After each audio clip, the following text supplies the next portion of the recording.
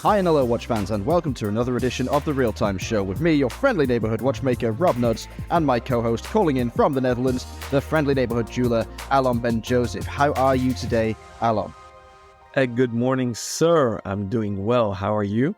I am absolutely roasting. I've gone full Martin Fry and I've taken my shirt off for this edition, so thank God it's not video. I think we'd be losing listeners wholesale if it were, but thank goodness they don't have to put up with that nonsense. Audio only is the way to go, as is semi-nakedness, it would seem. This is actually very funny. So Martin Fry is one of the co-founders of Uwerk, one of our first guests, and we were finding our stride in this podcast show. And he's actually a funny bloke, and he said that he was sitting shirtless, and it was somewhere in October, November. But he got back from Thailand, so he was tan. So there was a bit of an audio eroticism going on there. Yeah. But we're deviating. We said we're going to jump in right away, Rob. So I want to give a shout out to the TRTS network. It's blowing up. It's vibrant. It's full of passion, philosophical debates, some tractor stuff you sparked thanks to Niels Koster. This is a shout out to Niels. Thank you for sharing those videos and actually listening to the podcast while driving his tractor. I'm kid you not. He posted the video. It's amazing. I'm so jealous. So thank you for that. We go deep. We follow the pulse of the industry. People are getting connected. Advice has been asked and given. So if you want to join, we have a simple WhatsApp link. You can ask either David, Rob, or I, and everybody is welcome. Should we dive into the mailbag? Yeah, let's dive into it. I think you probably did an unintentional segue to the first question, but go ahead and fire it over to me. My buddy Joep from the south of the Netherlands sent us a message on LinkedIn. And it's actually very funny because while driving to my office to record this podcast, I was listening to my buddy Jeremy Oster's podcast, Keeping Time with Oster Watches, which we mentioned actually on our previous Q&A. And that episode was about the launch of a three-way collab between Armin Strom, Horo Mario Bro, and that's an Instagram handle. He makes amazing pictures just with his iPhone X and the loop system, and Oster Watches. Joep asks, what is resonance and why is it so special in watchmaking? I know FP Journe and Armin Strom using it. Are there other brands? So Rob, I have said on air many times that FP Journe is one of my grill watches, and I have the resonance actually sharing the same spot on my list with his Tourbillon Souverain watch. And I love Armin Strom for the clean design. It's North Swiss, so it's a bit Germanic design, very clean. So can you explain to our dear listeners what resonance is, why it's so magical? And the funny thing is, on the podcast with Jeremy Oster, Horo Mario Bro said there are 4 brands that do resonance, but why he said that, I'm like, I only know of 2. So I had to Google it myself. I'm very curious if you know, Rob. And if you do, next round of beers is on me. Oh, well, I could pretend to not know and just Google it for those beers. But as it happens, thanks to being friends with you, because you did point me in the direction of one of them, I do know. And it's Haldeman is one of them with the H2 flying resonance. And that's a pretty interesting thing. I don't know if you remember a few years ago, probably 10 or 15 years ago, I think it was Breguet had this lovely double escapement watch that rotated around the dial and told the time that way. I think it was in place of the hour hand. Basically, what you've got here is a similar kind of structure on the dial side, sitting proud of the hour and minute hands in this case, which seem to be attached to small tracks, similar to the kind of micro orrery system you might see from Christian van der Klaar. So it's a whole mix of things at once. And that's an interesting watch that very few people, I would imagine, have heard of. That is one of the brands that does resonance. And the other one, to my knowledge, is Vianney Halter, who's a very esteemed name in watchmaking, something of a legend, bit of a under-the-radar legend these days. I think like his name was very much first off the lips, maybe again 10 or 15 years ago, and now he sort of keeps a pretty low profile. But when you know, you know. And Halter is a legend. He has a watch at least one watch that has resonance within it, and I think maybe a couple actually. And he is worth checking out if you're interested in this technology. So that's the easier part of the question out of the way, I suppose. And the main bulk of the question is, what is resonance? And resonance? Why do I keep saying like resonance? It's because I've been talking to resonance so much.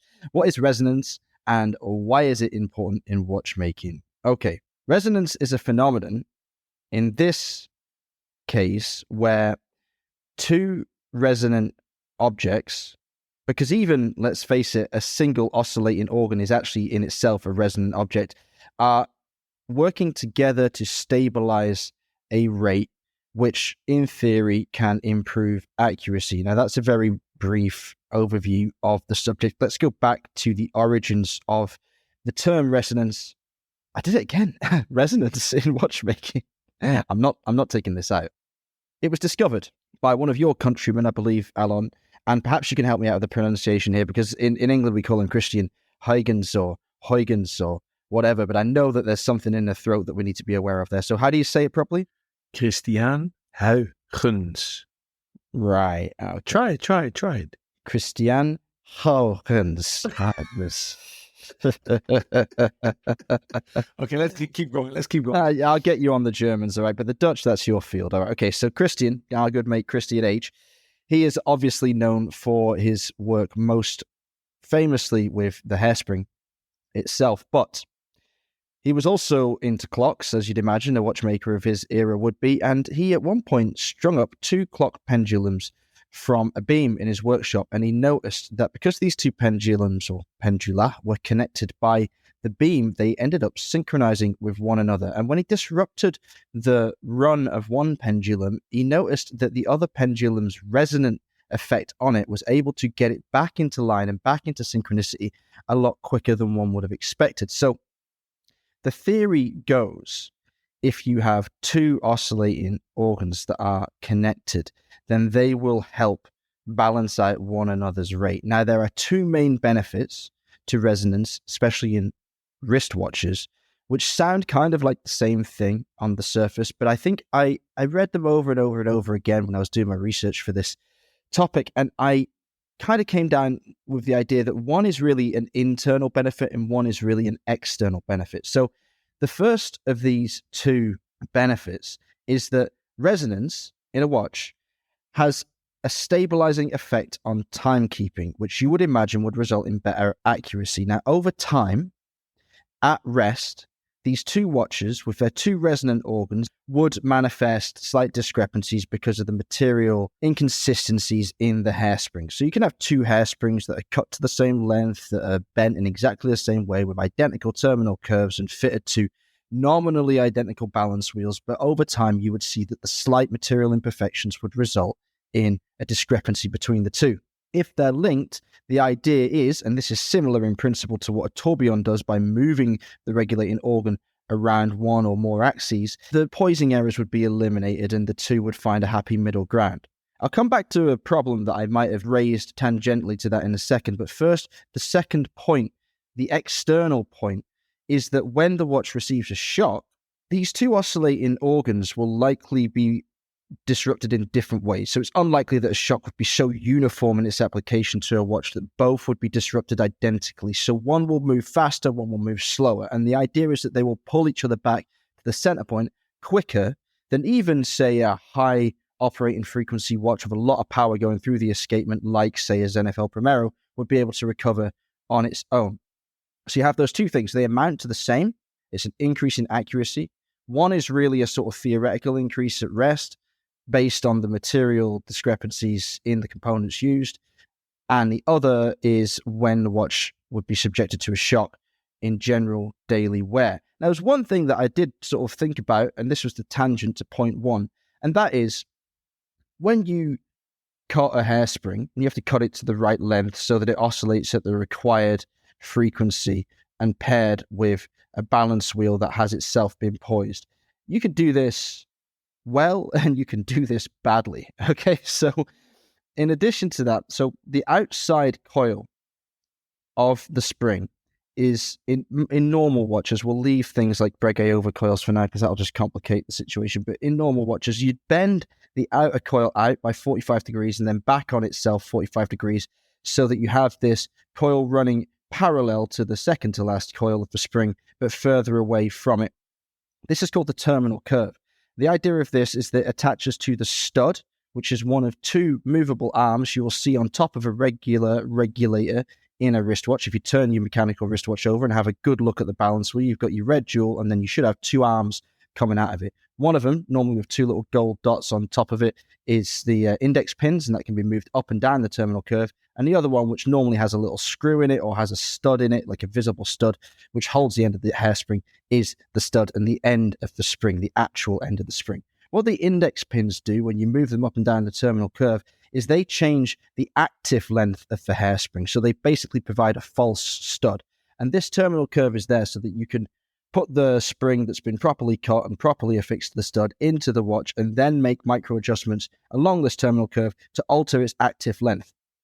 In layman's terms, the shorter the spring, the quicker it will oscillate. The longer the spring, the slower it will oscillate. The way I describe this to students is, imagine if you're going for a walk. If you're walking over a shorter distance, you'll get there faster. If you're walking over a longer distance, it'll take you longer to get there, because it sometimes messes with your head a little bit when you first get into watch regulation as to why the spring should move or breathe faster or effectively breathe faster when you shorten it. So if you have two springs tuned by the same watchmaker at rest or tested over 6 positions, assuming that they are perfectly flat and perfectly poised, perfectly centered, and the balance wheels themselves are also poised and true, you would get a good stable rate. You put two of these bad boys together and they would harmonize around like that perfect rate and compensate for each other's deficiencies. If, however, just theoretically speaking, you pulled those index pins right to the end of the terminal curve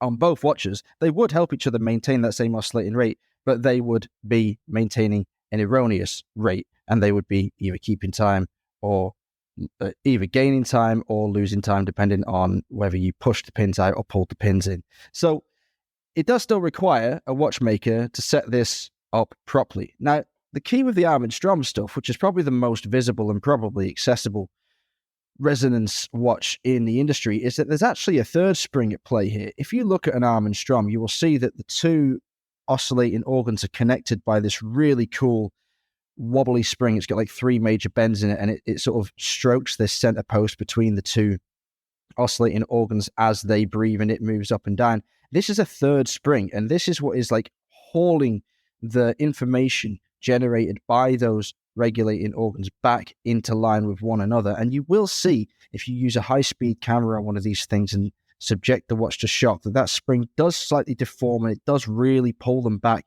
into alignment. And it's a really fascinating mechanism, and that is kind of something special in itself. So in a nutshell, it's for accuracy. Does that answer your question? Music to my ears. Thank you. I've enjoyed every second of it. And I'm not being sarcastic. I'm actually dead serious. Yeah, sorry about that. I did ramble on a bit, but I mean, it's an interesting subject when you look into it and sort of see that it kind of does the same thing as a tourbillon, but it does it in I want to say a better way, but like a way that is almost more relevant now to watchmaking on the wrist. Because, you know, we always say like a tourbillon is a fantastic thing for a pocket watch where the watch is supposed to be in one position all the time. But resonance really, because of the fact that it allows the regulating organs to recover from shocks, and that's not really something that a tourbillon compensates for, because it allows them to recover from shocks, I think it's maybe the better of the two, or the more relevant of the two, to wrist-mounted timepieces. For those that need a bit of more visualization or dig deeper into their childhood, those that played a piano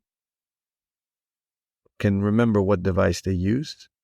And if you had science in school, you also learn about or physics or science, you learn about this resonance effect. So that always fascinating as a kid. Or if you think about kinetic energy, those balls on a desk that are wired and then keep on ticking each other back and forth.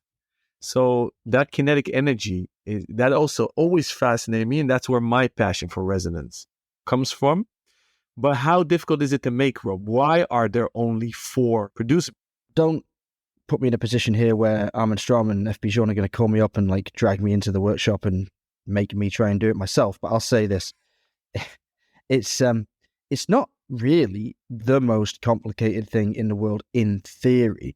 I think that what both those brands have done is take it to a level of refinement and reliability, which is a really hard thing in a wristwatch. Because remember, this isn't the same as having a static clock on a wall with 2 pendula swinging next to one another. This is a watch that's got to endure some pretty extreme shocks from a G-force perspective throughout the day.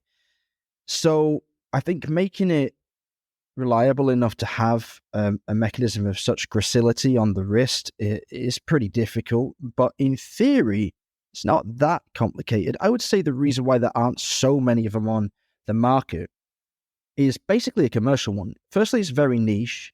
Very few people need their mechanical watches to have that kind of timekeeping accuracy or isochronism.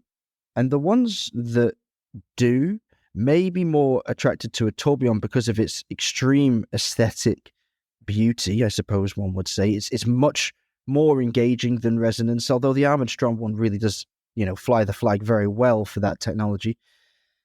I would say it's largely impractical.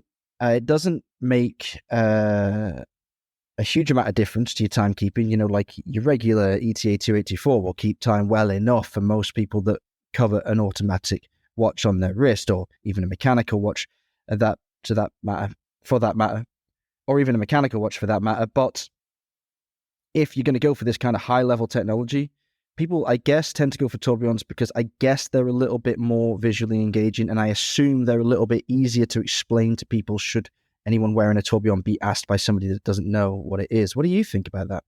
I guess it's a rather intellectual exercise, and it seems like they're just 2 balance springs making their turns, but they're not full rotations. And tourbillons make usually full rotations. The most common ones are 1-minute tourbillons, but you'll see different speeds. You'll see gyro tourbillons and even full 360 ones that have 2 or 3 axis rotations. But I guess that's why. But I assume that it's almost as difficult to produce, and that's why resonance watches are in the tourbillon price bracket. So I think it's a good example. Yeah, I think that a tourbillon is probably harder to produce. I think that like making a cage and the size of those components is probably harder. Although since I've never made either, I won't comment it from personal experience. Maybe Armin Strom, because I know they like to open their doors to journalists, maybe Armin Strom could invite us in to their facility and we could have a little go at setting up a resonance escapement, and then we could try and find a tourbillon manufacturer. Maybe our friends at HYT will let us have a go there, and we can then make our minds up at least about the assembly of each and see which is harder to perform. All right, moving on to the next question. Thanks for that, Joop. Sorry it took so many months for us to get to it, but the mailbag is full. Thanks in large part to regular contributors like Christopher Didrikson, our next questioner. He says, hey guys, this is kind of a comment, kind of a discussion point, something we can pick up because it's been in the bag for a while. I've got a comment for you discussing middle-aged men, that's us, and watches / sports cars. I've been told, he says, how old is Chris? I don't know, he's getting there. I've been told that it's often because the kids move out and now they, he doesn't say we, have a bunch of extra money not having kids to pay for. Is that really true? I know in Sweden, that's where Chris lives, people don't have kids until later in life, which would make midlife crises maybe later in that case. Is 50 to 60 the new age of the midlife crisis? Feel free to discuss and comment. All right, Christopher. Firstly, thank you for posing a question, which is, of course, relevant to us both because we are, I suppose, in that realm of age. And Alon, you make frequent reference to this, actually. I noticed it was your birthday recently and you treated yourself, I think you were recently 44, right? And you picked up an Urvo at long last. And I am not yet 40, although I'm quite an old late 30s. So, and I definitely don't expect to live the same amount of time. Again, not with my lifestyle. So I'm putting myself firmly in the midlife crisis bracket myself. I have recently decided that I'd like to buy a gold watch when I'm 40. And so I'm thinking about these kinds of things. I haven't got any children. If I do have children, then my next opportunity for a crisis will definitely be, around the time I hit 60. For you, Alon, you have children, but you did have children relatively later on in life. So how do you approach this topic? What were you like before you had kids? Are you more restrained in your purchasing now you've got kids? Or does having kids actually encourage you to buy watches in different ways that you never did before? Interesting question. So thank you, Christopher. He started off his question with watches / sports cars. Although watches can be in the price bracket of sports cars, they're not per definition, and not all watch collectors collect in that price bracket. So I think we need to segregate the two, but also mostly because cars are a utility tool. So you'll often see that sports cars usually have only 2 seats. And if they have more seats, you can't sit in the back. So that's why people might consider buying a sports car when the kids are older and you don't need to transport them. Definitely not with car seats anymore. So I guess that's the case. And obviously, the older you get, hopefully you have more financial independence. So you have more money to spend. And obviously, they say kids become less expensive, but mine are only 6 and 3. So I can't vouch for that yet. I'm separating the cars a bit. Now, watches is also a bit different, because what I see as a retailer and as a dad myself, you'll celebrate life moments with watches. And becoming a father obviously is maybe the best thing ever. So my wife actually got me a watch for each child. And it makes me as a collector enjoy my hobby even more, circling back to Patek Philippe's long-lasting, epic marketing slogan, you actually never own one and you just preserve it for the next generation. I really have that approach. So almost every watch I buy, I'm like, hey, would my girl and boy like this? Would they wear this? I said on air that I did love the new Oyster Perpetual Rolex Bubbles, and I didn't buy or put myself on the waiting list for all 3 case sizes. I just did the smallest and the mid-size for my children. So I actually incorporate them into that story. Would I put peer pressure on them that they have to love watches, or inherit the collection, or me passing on the collection while I'm still 6 feet above ground instead of under the ground? Yes. No. No, I mean, they don't need to. If they don't like it, then I'll enjoy it till whatever age I'm given. And then they can sell it off. That's fine as well. So first and foremost, it's my hobby. I enjoy it. I hope they will too. And if they don't, their loss. Extrapolating this to retail experiences, you'll see that the cycles of watch buying, especially mechanical ones, let's say, are nicer ones. And it's changing with smartwatches. It becomes older. So you usually would have seen people giving a nice watch either at 13 or 18, graduation, high school or uni, first job. So it's always in cycles of 13, 18, 20, 21, 23, 24, first job maybe 30. And then if you have your first job and you make a bit of money, you'll see that first fund will either go to watches, maybe car, maybe first house, then children, and then you hit the core of Christopher's question, the midlife crisis. What do you then? If you have a partner that accepts your hobby and she lets you do whatever you want, you'll see actually a lot of spending up until the kids leave the house. If it's a bit tight, if financial situation is a bit tight, you'll still see buying. But then look at swatches.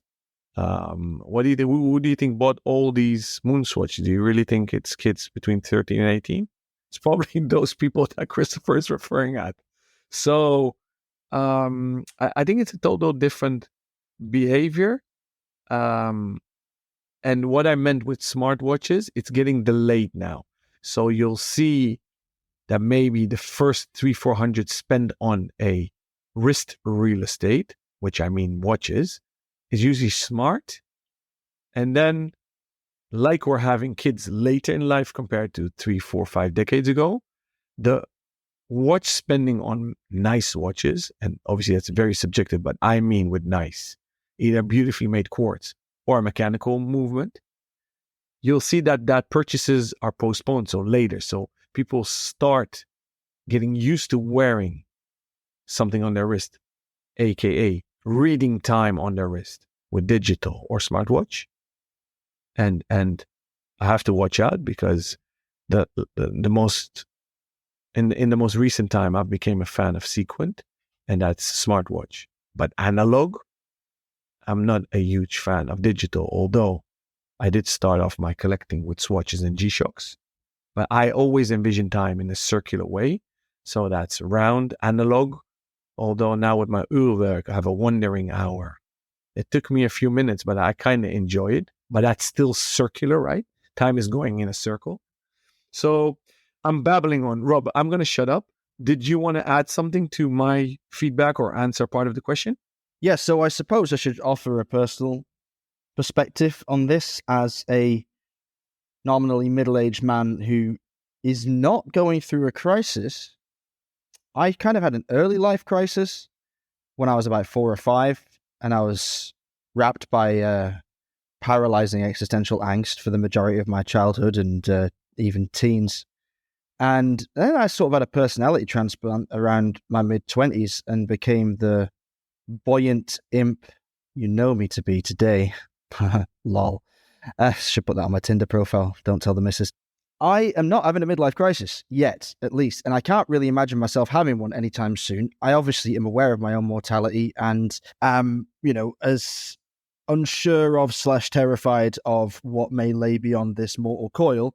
However, because I haven't really followed the prescribed pathway that most of my friends back home have, and as it's very common to where I'm from, of buying a house, getting married, having kids at certain periods throughout your late 20s and early 30s, I actually am having a midlife celebration. Like, I'm enjoying it because I have got more money than I've ever had before in my life. I have more freedom. I have my own business now, so I'm pretty time rich, more so than I am cash rich, I guess. At least I'm time flexible, and that's something I really enjoy. I don't want for much, and when I do want to own a watch, which isn't always necessary for me to enjoy them, I have maybe enough watches to sell to acquire most of the things that are on my radar and are relevant to me. So I'm actually having this period at the time when a lot of my friends are maybe already getting divorced for the first time and, thinking about buying those sports cars or like sending their kids off to secondary school or even college in some cases. I don't have any of those stresses whatsoever. If I do have children in the future, that might change, but I think I'm lucky enough now to really sort of be in a situation where if I were to have kids, then it would be a very different experience for me. And I would have done most of my personal enjoyment of youth already, and I'd be having children in later years. What I do think, though, I would say is everybody is a watch person. And I think Chris's question is interesting because it comes from the perspective of a watch guy who does have children and has worked very hard to qualify as a watchmaker, as he recently succeeded in doing. So well done, Chris. We're very proud of you in the network, and we can't wait to see what you do in the future in your career. I'm sure you're going to be absolutely brilliant at it. So he's taken on a lot of responsibilities at a relatively young age, and I know that he loves watches. I know that he adores his Argonaut that he wears very frequently, and I know that in the future he will probably go through that process where he's finally got a bit of freedom and a bit of money and a bit of time to spend on the watches that he's coveted all this time. But everybody that's a watch guy is in crisis, in a manner of speaking, constantly. Watch collecting is a wonderful first world pursuit, but it brings with it its own sort of type of heartache that we all learn to deal with or don't over time. And it's a strange, mad dash for the latest and greatest or the most classic and most revered pieces, things that really make us feel something amidst this swirling void of despair that surrounds most things in life.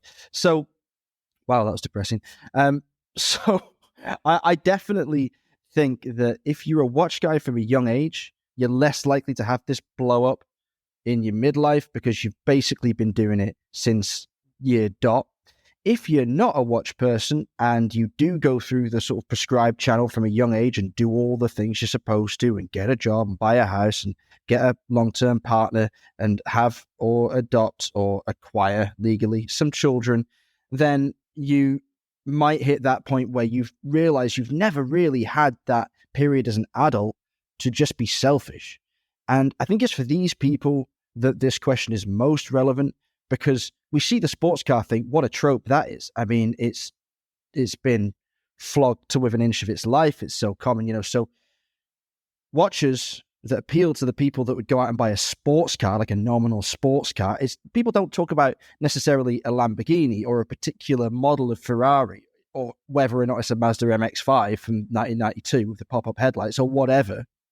They just say sports car and say, oh, luxury watch. Now, luxury watch to us, I mean, that's ridiculous. You would never say, oh, let's buy a luxury watch. Like, well, what luxury watch? Do you want independence? Do you want big names? What we're talking about in this context is generally big names, like a Rolex. So you're going to go buy like an old, I don't know, AC Cobra and a Rolex Submariner.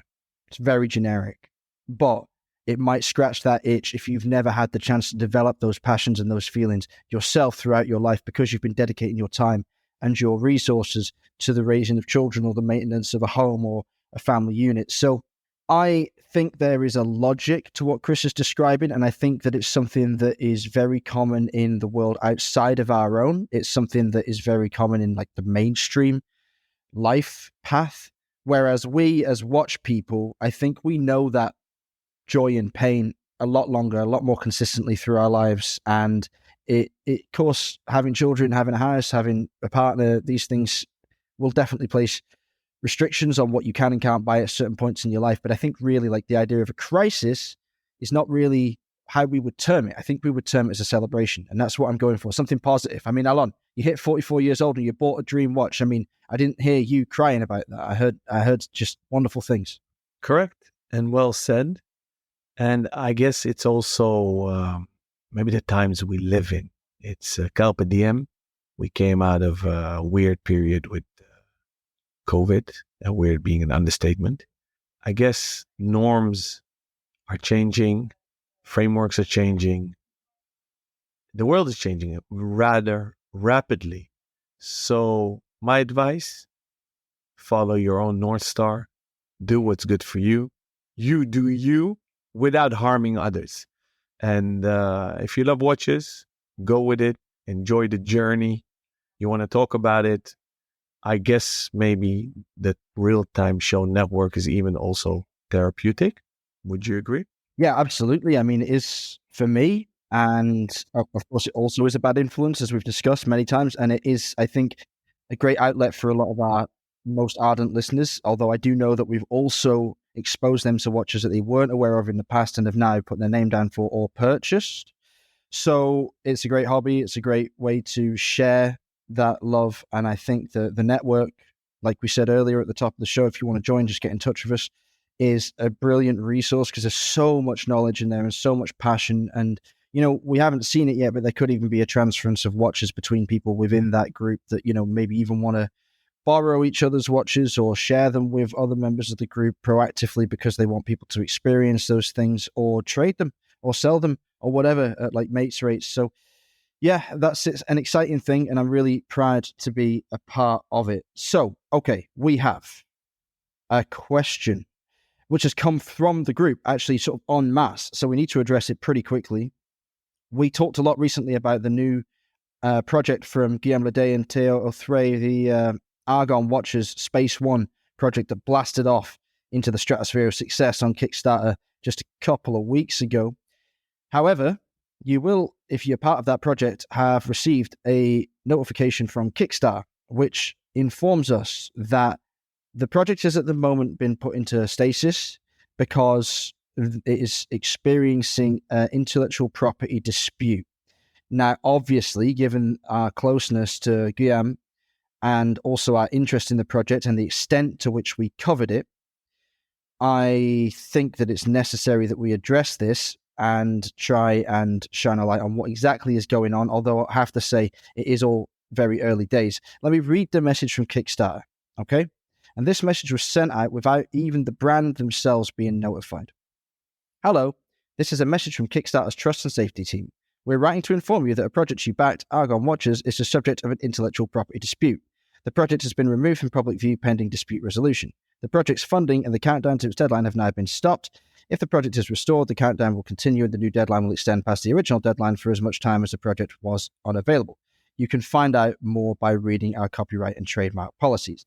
Okay, concerning to read that if you are a backer and you don't have access to the people behind the brand to figure out what the heck is going on. So we asked Guillaume what's going on. And he said, hey man, I just got the same message. We're investigating. We're not entirely sure where the dispute has come from, but we're going to resolve it as soon as possible. Now, obviously, given the nature of our discussion about the design, we speculated in the group it could be something to do with that, but we thought that unlikely, as we'd all come down with the same opinion at the end of our article analysis that if you haven't listened to, go back and check it out, that the design was plenty distinct enough and a welcome addition to the industry and a wonderful project that allowed people to access a kind of watch that previously was unavailable at that price point. And so as it turns out, the dispute is because of a naming issue, and that is all it is. It's nothing to do with the product itself. It's to do with the fact that there is a company trademarked in multiple territories around the world called Argon Watches. This is Aragon. Now, Aragon, for anyone that's a fan of Henry VIII will know, is a region of Spain and where his first wife, Catherine of Aragon, hailed from. And it's basically a non-starter, in my opinion, from a legal perspective. Argon, as we know, is an element in the periodic table. So again, it's an existing word. Argon and Aragon, the region of Spain, have existed side by side for many, many, many, many years. And I've never heard any dispute between the two of them about what they're called. So I'm pretty sure that Aragon is jumping into the fray just to, I don't know, get its day in the sun, maybe make a point, maybe just kick up a bit of a fuss. But what do you think about this, Alon? Do you think that it's got any legs? And I mean, basically, all we can say from the project's perspective is that Guillaume and Theo are on the side of the backers. They will resolve this in a satisfactory manner. The very worst case scenario I can imagine, or the very worst case scenario is probably the backers will get their money back. The second worst case scenario is that the brand is forced to change its name, which I find unlikely. But if that happens, we might have, as I said, they should call it All Gone Space One because they were very popular. But Alon, give us your take on this. What I found bizarre, and this is a societal probably, so I beg everybody's pardon already beforehand. I'm going philosophical on this one. I've said it many times. I've been thinking about singularity and AI already since 2015-16 a lot. I'm reading a lot about it, and I am a marketeer and I am a fan of technology. I am an avid user of, let's say, social media and big tech, but I have a hate-love relationship with it. What surprised me very much was how Kickstarter, without any contact with their user, which is Argon Watches, just froze the whole thing, sent out messages, and in Dutch we always say hoor and wederhoor. So that translates to benefit of the doubt. So guilty until proven innocent, or are you innocent until proven guilty, right? So it's a legal philosophy. So what happens here, and all big tech does this, you're immediately guilty, and then you need to prove your innocence, which for me fights my gut feeling for justice. I've been raised in Europe. So in Europe, in the Dutch legal system, you're always innocent until proven guilty. I lived in the US. We all love Hollywood. So we're all very familiar with the American system, the legal system, where you are guilty until proven innocent.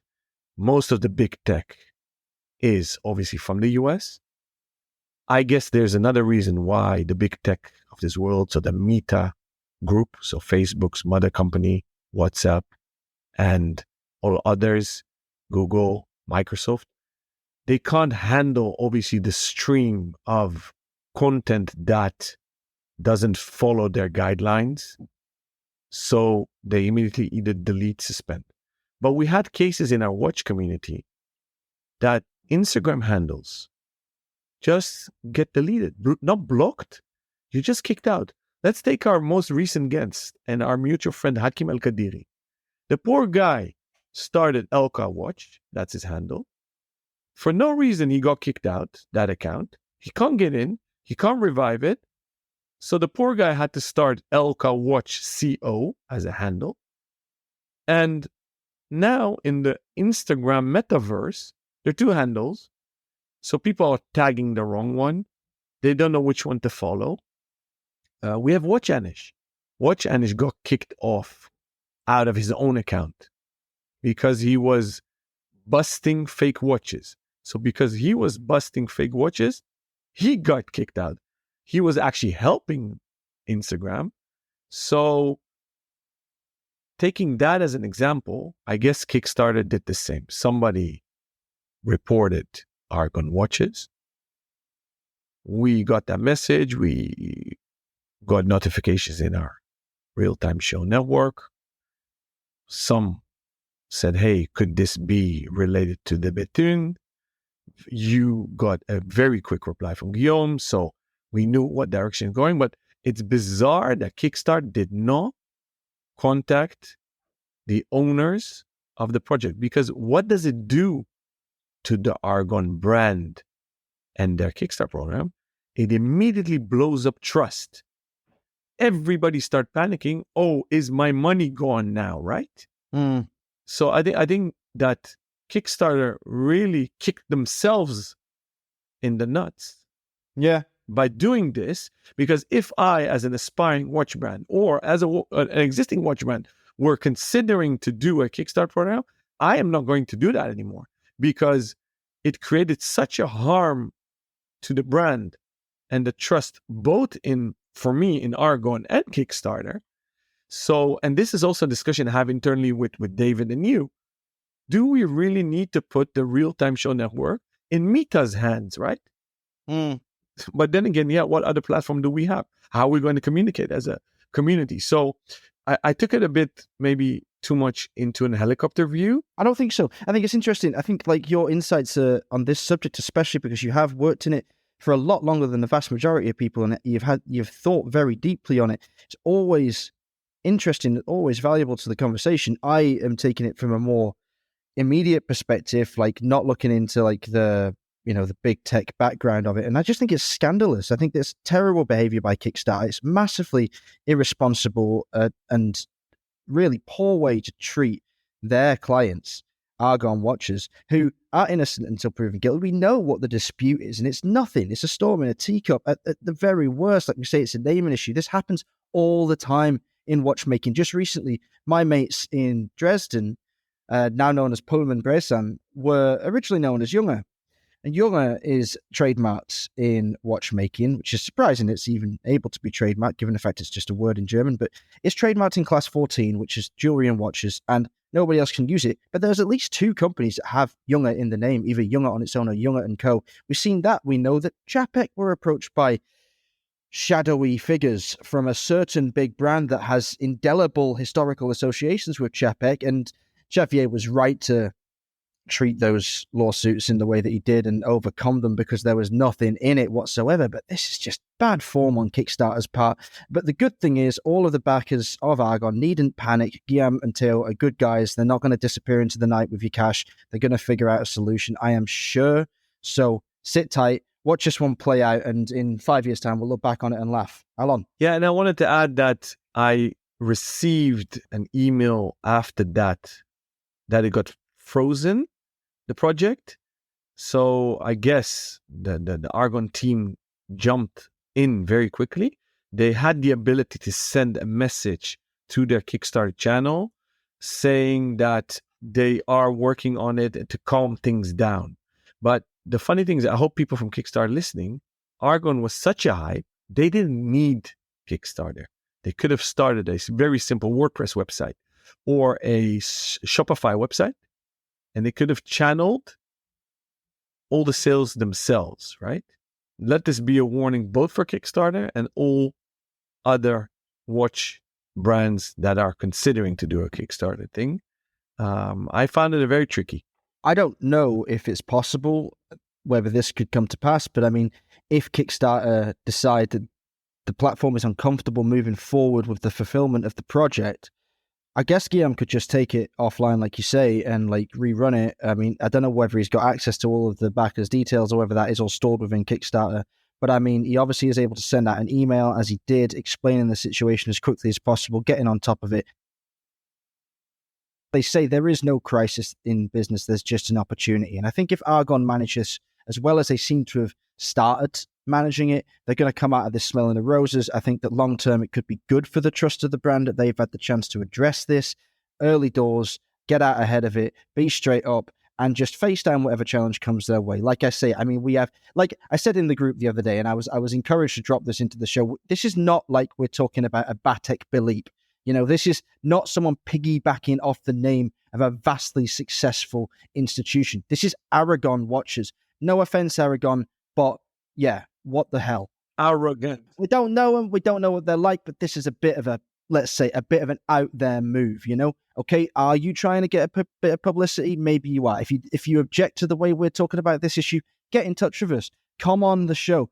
Explain yourselves. We want to know how important this is. You know, Aragon watches, they've been in business since 1991. Okay, they've been doing a decent trade. I never heard of them before, but they're obviously doing a decent trade, and fair play to them. If they've got a clientele, if they've got people that trust them, that's fine. This is not going to negatively affect their brand. In fact, if you Google Argon watches, you get Aragon watches first. So they've probably benefited from the massive surge of interest in Guillaume and Theo's project here. So they should probably cut them a check, in my opinion, rather than sending a lawsuit. But that's just my feeling about it. If Aragon watches has got a problem with that, come and tell us on air. You can say what you want to me. I'm not going to mute you. I won't edit you out. You can come tell me what you think of me. Please do so.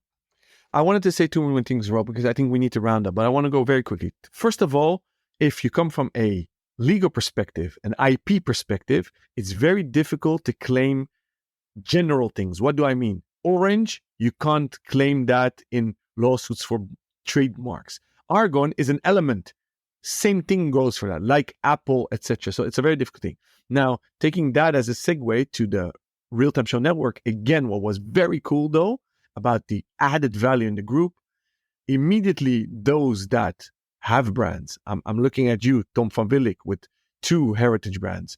Hakim El-Kadiri, new brand owner, Sylvain Berneron, they all started sharing info about how to protect names, how to check names, IPs in different continents. Adrian Buchman jumped in. So it was splendid to see how people tried to help each other, and literally knowledge was shared and passion was shared. And I want to create maybe an outro by saying, hey, don't be threatened by those guys that are in the group. We really all are on the same level. We have banter. We have serious discussions. We share knowledge. There are sparks flying. So they're debated discussions as well, but we always keep it respectful and never make it personal. And if you're an aspiring watchmaker, brand owner, also feel welcome to join us, because that info is shared as well, but also on the consumer level and also on the young aspiring collectors level. We also share pictures and videos of tractors, which is our newfound shared passion. The Real Tractor Show might be the spin-off that we have in the pipeline in the near future. So yeah, we're a bunch of watch-loving people, males and female. We only have one female member at the moment, and one of her questions is going to feature on the next episode, I'm sure. But if you want to be the 2nd, 3rd, 4th, 5th, or 500th female member, then come along and join as well. You are more than welcome. This is an open forum for all in watchmaking. All right, if you'd like to be part of our Q&A session, then please do send us questions, as our listeners frequently do. You can do so either by contacting us on Instagram, either Rob Nuds, that's ROBNUDDS, or Alon Ben Joseph, ALONBENJOSEPH. Or you can contact us via email, either Rob or Alon at therealtime.show, or via the contact form on our website, www.therealtime.show. Please like, subscribe, follow the podcast, share it with your friends. Even if they love tractors more than watches, they might really find a home here also. We'll be back next week. Until then, stay safe and keep on ticking.